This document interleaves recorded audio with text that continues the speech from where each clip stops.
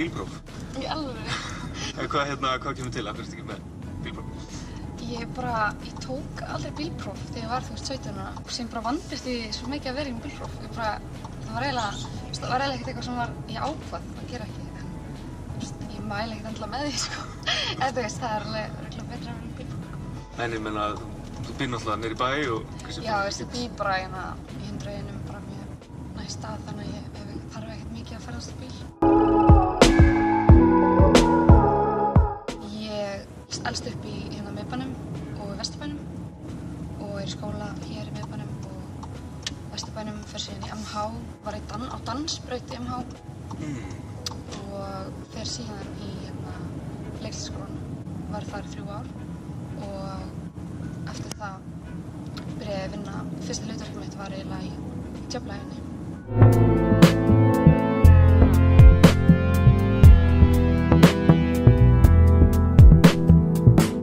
Eftirminnilegasta hlutverkið?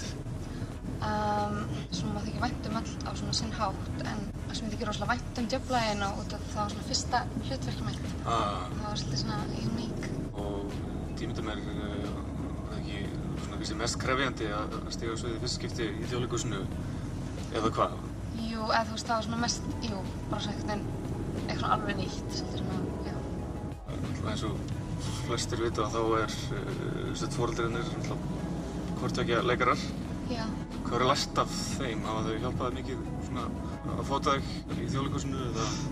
Já, þú veist, það er kannski meira bara einmitt að leiklistin var alltaf bara svo nálægt mér út því að bara elst upp í þessu umhverfi og þú veist, var bara í mér sýningum þegar ég var yngri í Þjóðleikhúsinu og þú veist, bara svona þekkt þennan heim, þú veist, vel þegar ég var lítil.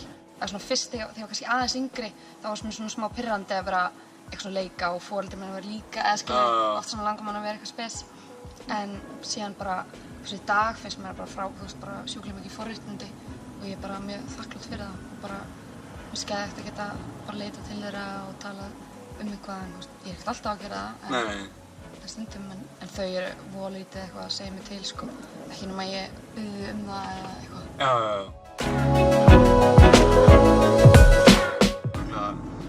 Þekktasta GIF Íslandssögunnar er Högni í stúkunni á HM að reyna að fagna.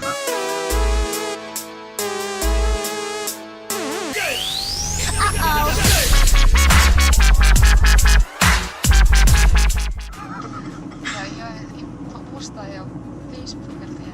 Akkurat, hvernig er hann bara trylltur yfir HM eða bara almennt, bara heim í stofunni eða hvernig er Þetta var á EM. Akkurat. Nei, þú veist, hann er ekkert fótbolta áhugamaður, sko, og íþrótta, en þetta er mikið í körfubolta.